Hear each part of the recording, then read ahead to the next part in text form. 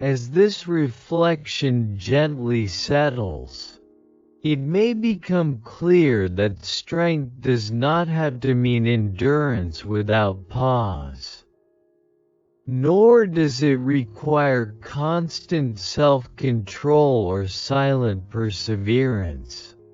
Because the kind of strength that truly sustains life is not measured by how much you can carry, but by how well you can listen to the moments when your body and heart are asking you to stop, to rest, and to receive.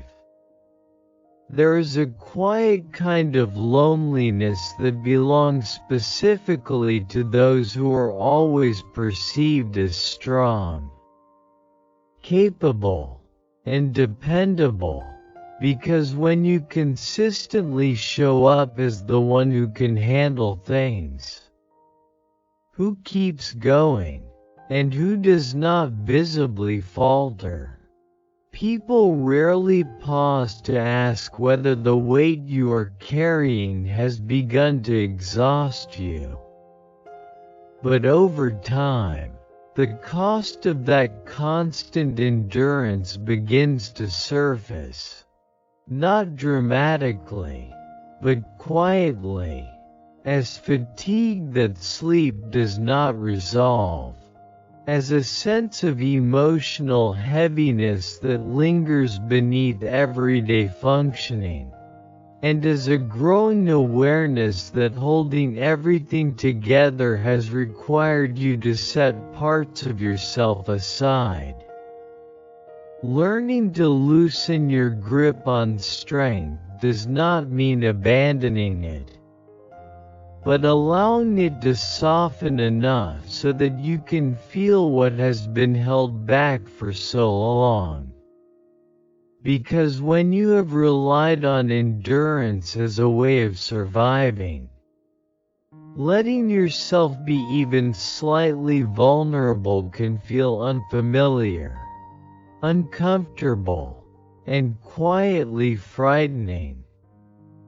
In this way, strength becomes both shield and barrier, allowing you to function effectively while quietly isolating you from the care, understanding, and relief you may need, leaving others convinced of your resilience while you carry a growing sense that something inside you is no longer holding as easily as it once did.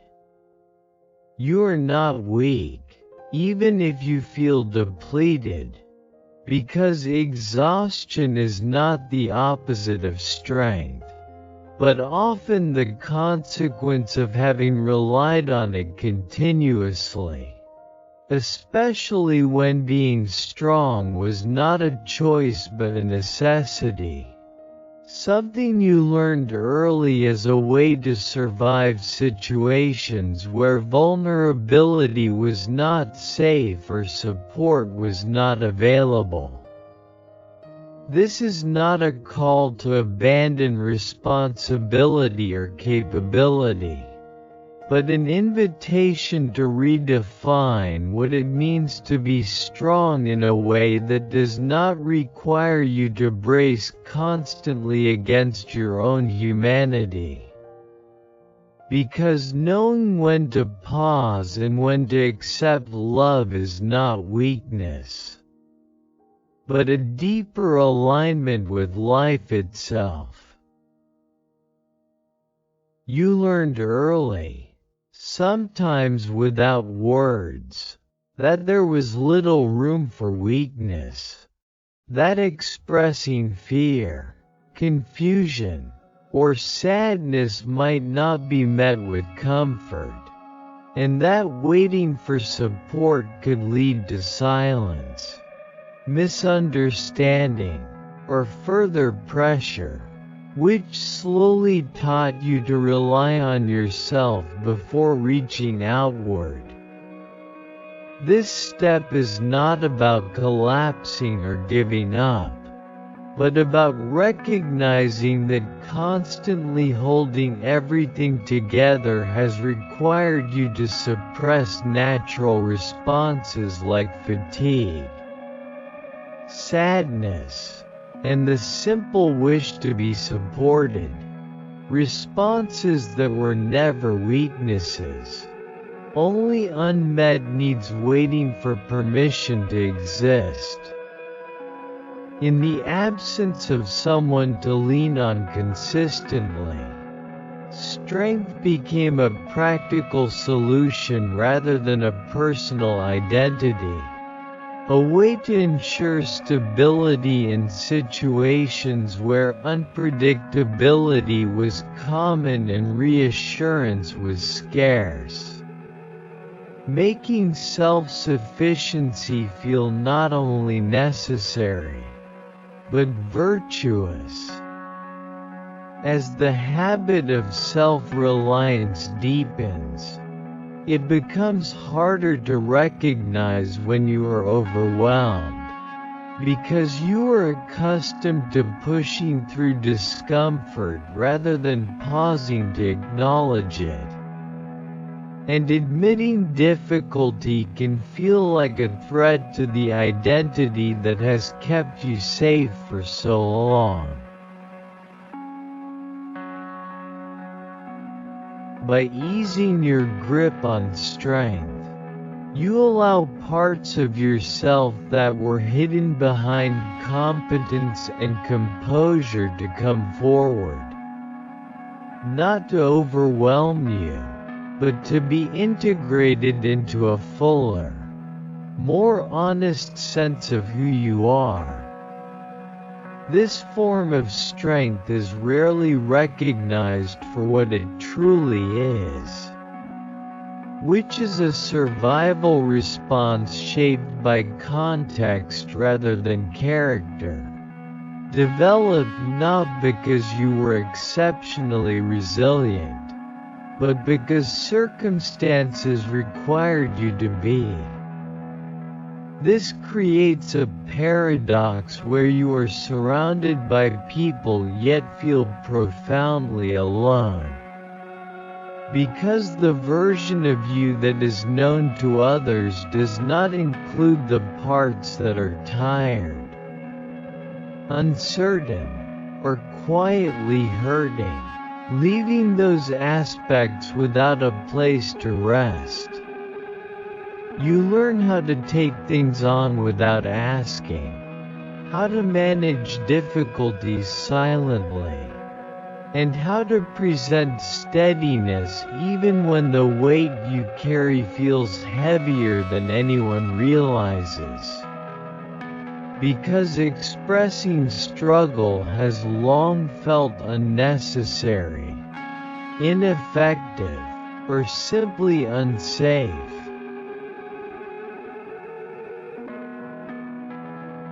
What once protected you now asks something in return, because maintaining strength without pause can slowly disconnect you from your own needs, making it difficult to recognize when you are hurting, or to admit that what sustained you before is now contributing to the pain you carry. That strength helped you adapt, endure, and move forward when there were no alternatives, teaching you how to keep going, how to carry responsibility without complaint, and how to present stability even when your inner world was unsettled. And for a long time, it worked exactly as it needed to. As strength becomes familiar, it can quietly transform into a protective layer you wear without noticing. A kind of armor shaped by years of carrying responsibility without complaint, absorbing pressure without release, and continuing forward even when your inner reserves are running low. For many people, strength did not begin as a value or a choice, but as a quiet adaptation formed in environments where vulnerability was not welcomed, where showing need felt risky, and where being able to stand on your own became the safest way to move through life without drawing unwanted attention or disappointment. You may find that you no longer know how to articulate what you need, not because the need is absent, but because it has gone unnamed for so long that it feels unfamiliar, even unsafe, to bring into the open, especially when your role has always been to provide stability rather than request it. The loneliness of the always strong is not dramatic or visible, but subtle and persistent, emerging in moments of silence when you realize that no one has asked how you are truly holding up, and that you are unsure how to answer even if they did. If this resonated with you, you are invited to continue with the next reflection. The hidden cost of always being strong, where we will explore what constant resilience asks of you over time, and what it may have been protecting beneath the surface. Over time, this adaptation solidified into instinct, because doing everything on your own reduced the risk of disappointment, and staying composed minimized the need to explain emotions that others might not know how to hold. Over time, the absence of that question becomes its own wound, not because you expect others to read your mind, but because being seen as strong slowly removes the space where your fatigue could be acknowledged without explanation or justification.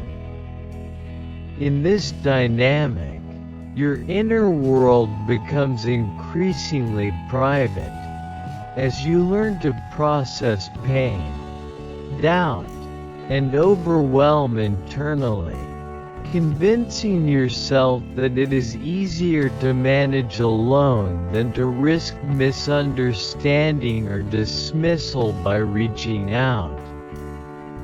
This kind of softening can feel risky at first, because strength has long been your protection, yet it also brings a quiet relief, as you realize that being real requires far less energy than constantly being resilient.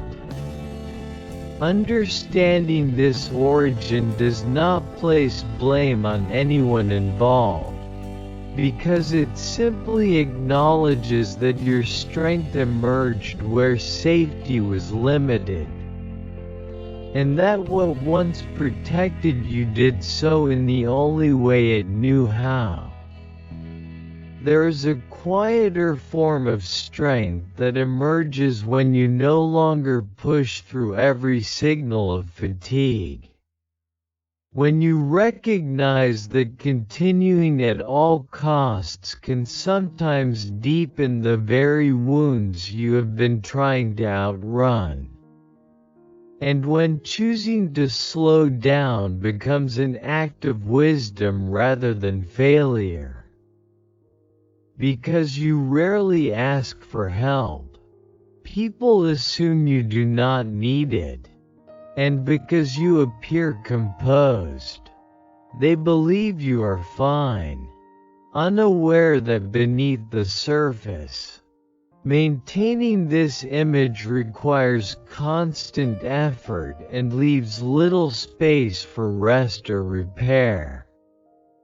In choosing authenticity over endurance, you are not becoming weaker, but more aligned, creating the conditions where healing can take root naturally, supported by truth rather than sustained by effort alone.